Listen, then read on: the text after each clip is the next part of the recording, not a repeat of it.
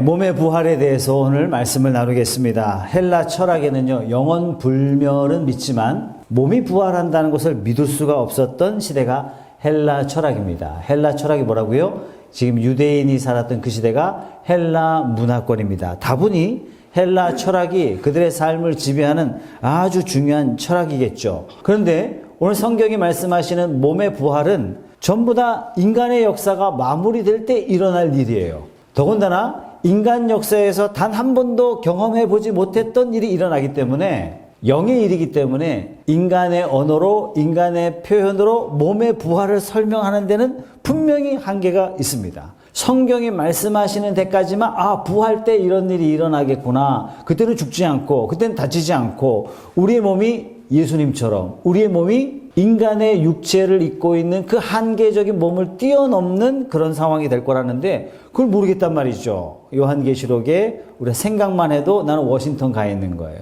뉴욕 생각하면 내 몸이 뉴욕에 와 있는 거예요. 상상할 수 없는 일이죠. 이거 가지고 영화를 만들어내기도 합니다만, 어쨌든 이러한 증거가 하나님께서 우리에게 주셨죠. 믿을 만한 증거를 우리에게 주셨는데 첫 열매 대신 예수 그리스도의 부활로 말미암아 우리에게 이런 일이 일어날 것이다, 이렇게 말씀하셨습니다. 자, 오늘 35절의 말씀이 어떻게 시작하냐면 바울이 예상 질문을 던지면서 이렇게 시작합니다. 35절 같이 읽어볼게요. 시작.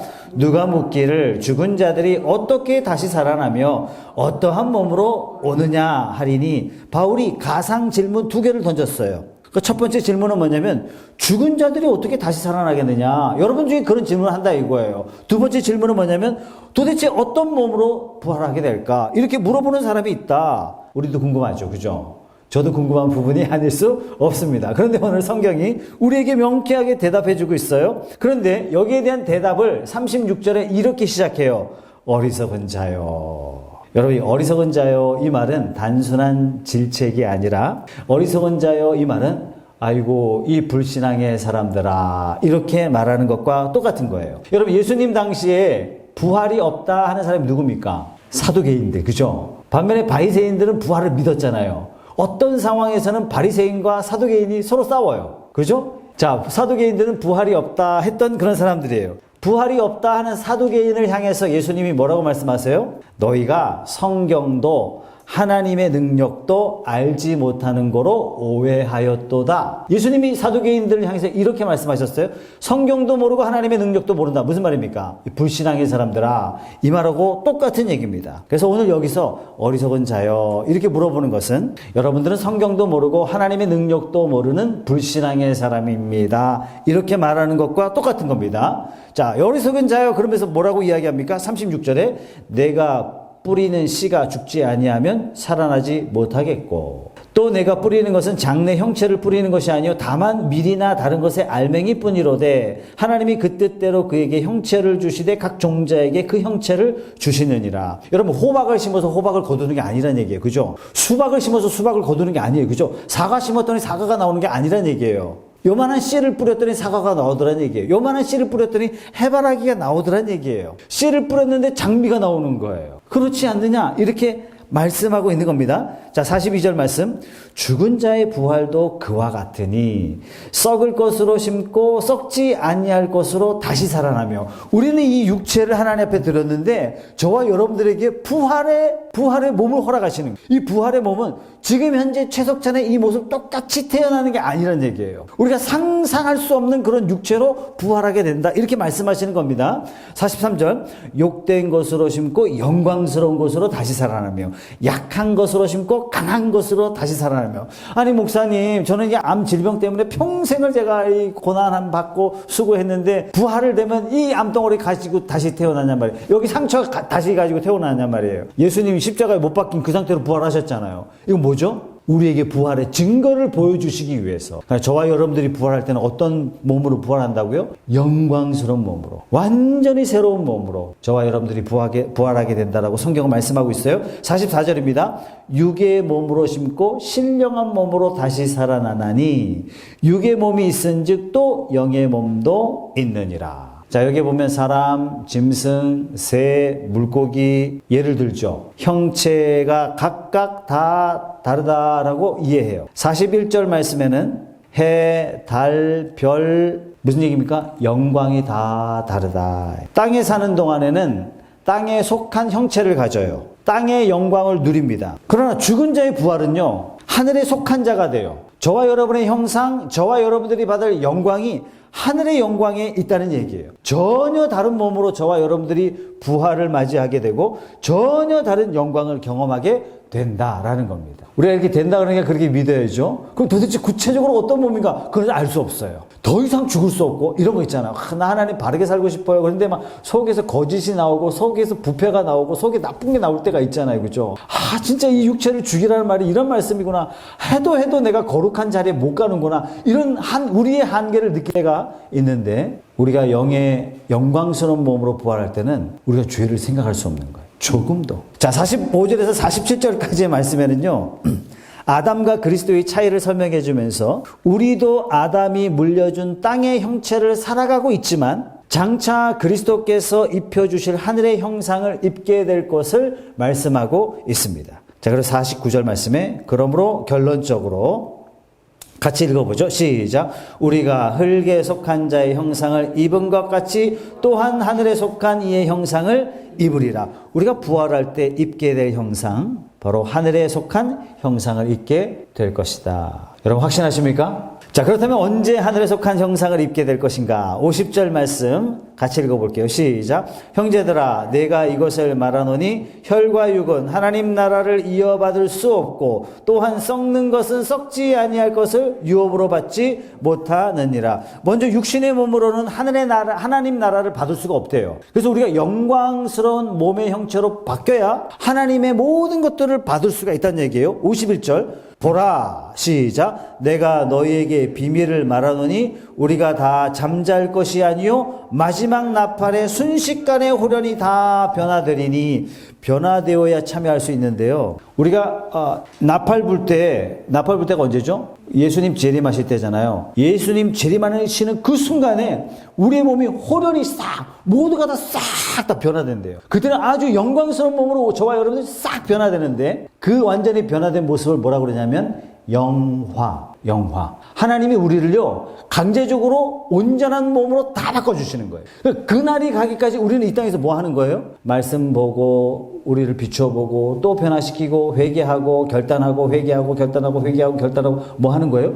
점점 그 영화의 단계로 이르도록 저와 여러분들이 조금씩 변화되는 이 과정, 뭐예요? 성화, 나중에는 영화, 이렇게 되는 겁니다. 언제 이렇게 됩니까? 마지막 날 나팔 불 때, 재림의 날에 두 가지 현상이 일어납니다. 첫 번째, 52절 말씀에 나팔 소리가 나매 죽은 자들이 썩지 아니할 것으로 다시 살아나고. 여러분 찬송가 중에 이런 게 있죠. 무덤 속에 잠자던 자 그때 다시 일어나 영화로운 부활 승리 얻으니. 아이쿠, 우리 어머니 장례 화장했는데 일을 어째요? 빨리 무덤 속에서 잠자던 자가 일어나야 되는데 화장했는데 목사님 어떻게 하면 좋아요? 제가 잘못한 겁니까? 여러분, 무덤 속에서 시체가 완전히 흙으로 변화되죠. 흙으로 변화된 그 육체를 다시 하나님이 복원하는 것과 화장해서 잿더미가 된 것을 하나님께서 육체로 다시 복원하는 것, 어느 것이 쉽고 어느 것이 어렵겠습니까? 하나님의 능력 안에는요, 다 똑같은 거예요. 그래서 우리 그리스도인들이 화장하는 것에 대해서 과거는 굉장히 많이 두려워했는데 지금 많이 깨어서 화장을 많이 합니다. 자, 두 번째는 뭐냐면 우리도 변화되리라, 이렇게 말씀하세요. 여러분, 변화라는 단어를 들으면 떠오르는 게 있죠. 베드로가 예수님의 변화산에서 예수님이 완전히 변화된 예수님의 모습을 봤어요. 누구도 봤어요? 영광스러운 모세도 봤고 엘리야도 봤어요. 얼마나 그 자리가 좋았는지 베드로가 얘기했어요. 여기 초막 셋을 제가 짓겠습니다. 여기서 삽시다. 이렇게 이야기할 정도로 이 변화된 모습이 너무 아름다웠다는 얘기입니다. 사랑하는 여러분, 옆 사람 한번 보세요. 많이 골병 들었죠? 언젠가 그러니 우리들이 다 변화될 줄로 믿으시기 바랍니다. 우리가 보고요 깜짝 놀라는 거 너무 아름다워서 너무 아름다운 모습으로 변화되는 그런 놀라운 역사가 일어나게 될 거란 얘기입니다. 53절의 말씀 보겠습니다. 53절 시작. 이 썩을 것이 반드시 썩지 아니할 것을 입겠고 이 죽을 것이 죽지 아니함을 입으리로다. 우리 육의 몸이 변화돼요. 어떻게 해요? 신령한 몸으로 변화된다. 어떻게 해요? 아무리 죽으려도 죽을 수가 없어요. 아무리 병들려도 병들 수가 없어요. 아무리 내 몸을 썩게 상하게 만들려고 해도 그렇게 될 수 없는 상태로 하나님이 만들어 주신대요. 누구에게 이렇게 할까요? 그리스도에게 속한 자, 나팔 불 때 부름받은 자들만 이렇게 되는 겁니다. 저와 여러분들이 다 그렇게 변화될 줄 믿습니다. 자, 우리의 낮은 몸을 주님의 영광스러운 몸과 같이 영광스럽게 된다. 여러분, 이보다 더 놀랍고 위대한 일이 또 어디 있겠습니까? 자, 여기에는요, 두 가지가 반드시 있어야 돼요. 첫째는 중생이 있어요. 중생, 거듭남. 두 번째는 칭의. 하나님이 우리를 의롭다 이렇게 불러주시는 거예요. 이 중생과 칭의가 어떻게 일어났습니까? 예수님이 십자가의 죽으심으로 말미암아 우리에게 베풀어 주신 은총이에요. 예수님의 십자가가 없었다면 중생도 없었고 칭의도 있을 수가 없는 겁니다. 우리가 예수님 믿을 때 거듭났다, 다시 태어났다 이렇게 말하잖아요. 이것은 마치 씨를 심은 것 같아서 딱딱한 결안에서 아름다운 병아리가 튀어나오는 것과 똑같은 거예요. 우리로 하여금 이 거듭남을 통해서 영화로운 몸으로 하나님이 그냥 싹 바꿔주시는 거예요. 우리는 썩을 몸을 심었는데 하나님은 우리에게 영화로운 몸으로 싹 다 바꿔주시는 거예요. 칭의, 하나님이 우리를 의롭게 하시고, 이 칭의는요 법적인 용어입니다. 그렇다고 해서 대한민국 법정에서 칭의를 쓸 수 있냐? 그건 아닙니다만 성경이 말씀하시는 법의 용어예요. 칭의, 우리를 의롭다 함. 하나님이 뭐 때문에? 예수님의 십자가를 믿는 저와 여러분, 즉 예수님의 십자가 때문에 죄가 많지만 그럼에도 불구하고 당신은 의로움 이렇게 이야기해줘요. 왜요? 예수님이 십자가로 우리의 죄를 다 짊어지셨기 때문에. 칭의는 하나님이 우리를 받아주심이에요. 칭의는 하나님이 우리를 양자로 삼아주심이에요. 이것이 가능하게 된 것은 그리스도의 십자가 때문인 줄로 믿습니다. 그래서요, 우리가 잘못 믿으면 하나님이 우리를 자녀 삼으심, 우리를 의롭게 해주심, 우리가 거듭남, 이거 자체의 가치를 잘 모르는 경우가 있단 말이죠. 그런데 오늘 부활을 비추어서 우리에게 이것이 얼마나 영광스러운가. 지금은 우리가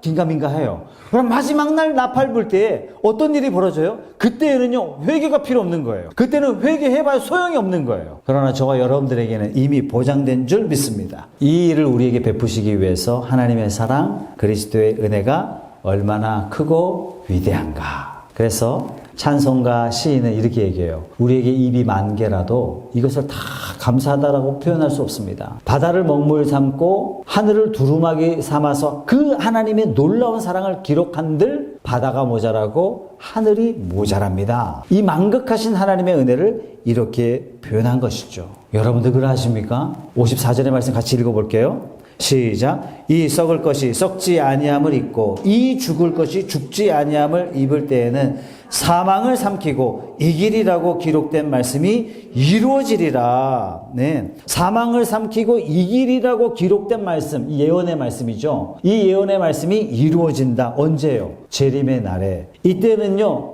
몸이 늙고 싶어도 늙을 수 없어요. 몸이 썩고 싶어도 썩을 수 없어요. 절대로 그렇게 될 수 없어요. 아프고 싶어도 절대로 아플 수가 없어요. 육의 몸이 영의 몸으로 바뀌는 바로 그때. 여러분, 그때는요, 우리가 영광스러운 몸을 입는 순간입니다. 그 순간에 사망을 삼키고 이기리라.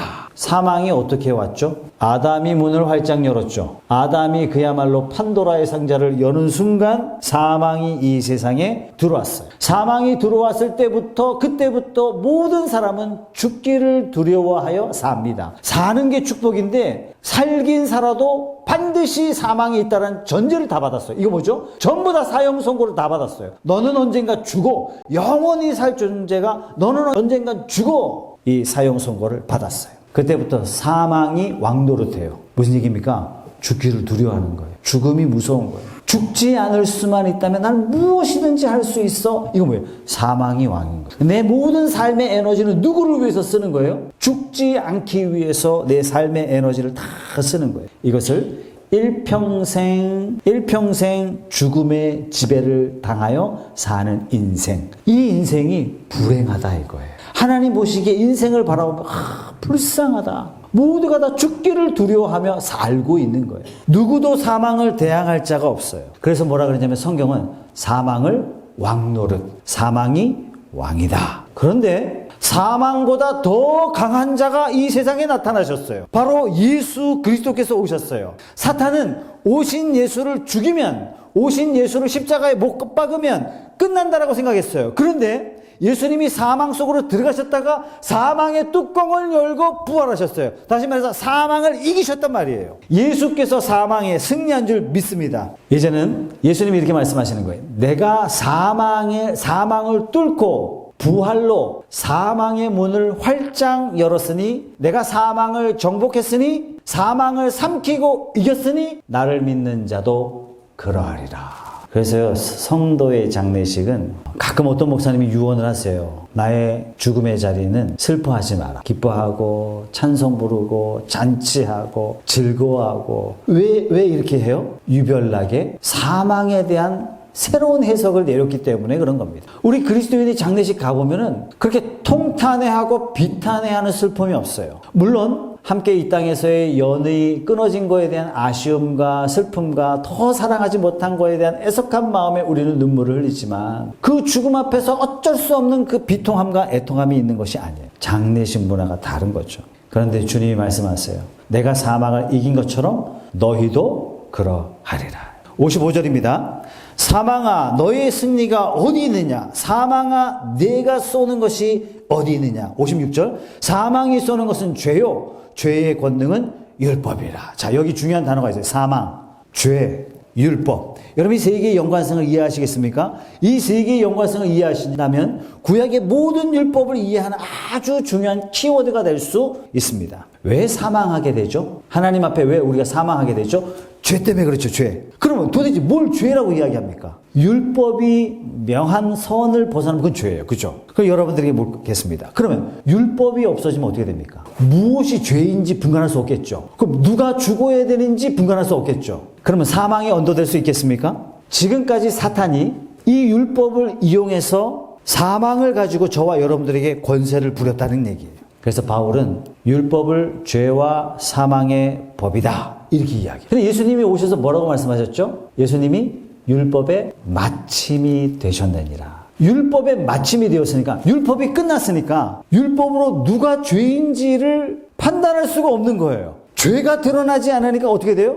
누구도 죽일 수가 없는 거예요. 여러분 제 말을 이해하시겠습니까? 그래서 예수님이 내가 온 것은 율법의 마침이다. 그럼 율법이 마지막 됐으면 뭐가 됐습니까? 지금부터 이 시대는 율법의 시대를 마침하시고 예수님이 은혜의 시대를 열었다. 은혜의 시대는 뭐예요? 다 천국을 가기를 희망했는데 전부 다 천국으로 들어온다는 얘기예요. 누구요? 믿는 자마다 그러한 역사가 일어나게 된 줄로 믿습니다. 그래서 예수님이 오심으로 모두가 다 은혜 아래 있음이로라. 그래서 오늘 말씀에 사망을 호통쳐요. 사망아 너의 이기는 것이 어디 있느냐?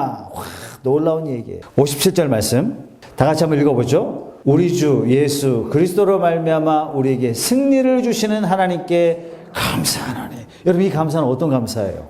평생 죽음 앞에서 죽기를 두려워하며 하루하루를 살아왔는데 이 절박한 인생의 삶에 종지부를 딱 찍어주시면서 사망의 뚜껑을 열고 부활하신 예수님께서 저와 여러분들에게 똑같은 은혜를 베풀어 주셨어요. 이제는 그리스도인들 누구도 사망이 두려워서 죽기를 무서워서 인생을 살아가는 게 아니에요. 사망의 문은 뭐예요? 이제 저와 여러분들에게 육신의 죽음의 문은 뭐예요? 영화로운 영생의 길로 걸어가는 하나님의 영광의 문으로 바꾸어 주신 줄 믿습니다. 우리의 죽음은 다른 거예요. 그래서 이 놀라운 승리를 주신 그 하나님 앞에 승리의 환호와 감사로 하나님 앞에 올려드리는 거예요. 우리에게 승리를 주시는 하나님께 감사하노라. 여러분 바울이 이렇게 얘기하잖아요. 오호라 나는 공고한 사람이로다. 그 말씀을 쭉 읽어보면 이 탄식 뒤에 우리 주 예수 그리스도로 말미암아 하나님께 감사하노라. 자기 자신을 바라봤을 때는 탄식이 많았는데 하나님을 바라볼 때 막 감사와 기쁨이 넘치는 바울의 고백처럼 저와 여러분의 인생을 바꿔주신 줄 믿습니다. 여러분, 오늘 이 감사는요, 사망의 지배로부터 풀어나게 하신, 우리에게 자유케 하신, 우리에게 해방을 주신 감사요, 죽음으로부터 이김을 주신 하나님께 승리의 감사인 줄 믿습니다. 우리가 조금 과장돼서 이야기하면요, 우리 죽음이 올까봐 무서워서 일하는 게 아니라, 그래서 그리스도인들은 언제 죽는다고요? 사명이 끝나면 죽는 거예요. 하나님이 우리에게 주신 삶. 우리는 병들어 죽는 것도 아니고, 뭐, 사고 나서 죽는 것도 아니고, 언제 죽는다고요? 아, 사명이 끝나면 죽는구나. 그래서 그리스도인들은 죽음이 두려워서 어떻게 살까? 어떻게 생명을 연장할까? 이렇게 사는 것이 아니라, 어떻게 내게 주신 하나님의 사명을 기쁘게 감당하고 하나님 앞에 갈 것인가. 이것이 저와 여러분들이 죽음을 대하는 태도인 줄로 믿습니다. 오늘 말씀을 자세히 읽어보면 하나님이 저와 여러분들에게 구원을 베풀어 주셨습니다. 그래서 기독교에서는 이렇게 말해요. 자력으로 구원받을 수 없습니다. 자력으로는 뭐죠? 누구도 스스로 구원을 만들 수 없다는 얘기예요.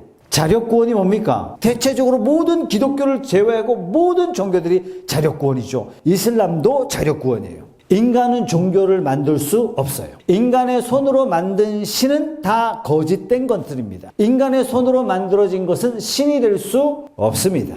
우리에게 주어진 승리는요, 참선으로 불가능해요. 수행과 고행으로 얻을 수 없는 겁니다. 절대로 불가능해요. 구원은 오직 예수, 오직 우리 주 예수 그리스도로 말미암는 이김이 주어졌을 때 가능한 줄로 믿습니다. 그래서 예수님 뭐라고 해요?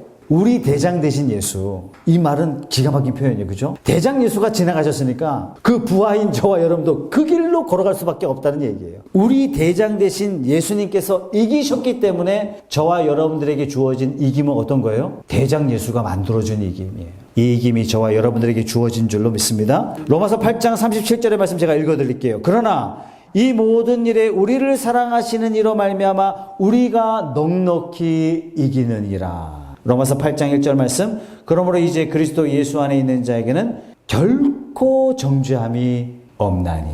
사랑하는 성도 여러분, 사탄은 더 이상 여러분들을 정죄할 수 없습니다. 사망은 여러분들을 이길 수 없습니다. 저와 여러분들에게 승리 주신 줄 믿습니다. 오늘 고린도 교회에 이 부활이 어떤 의미를 갖는지 이렇게 설명하면서 사망을 이긴 자로서, 죽음을 이긴 자로서, 육체를 이긴 자로서, 이 세상을 이긴 자로서 우리가 부활의 영화로운 몸을 입기까지 교회는 뭐예요?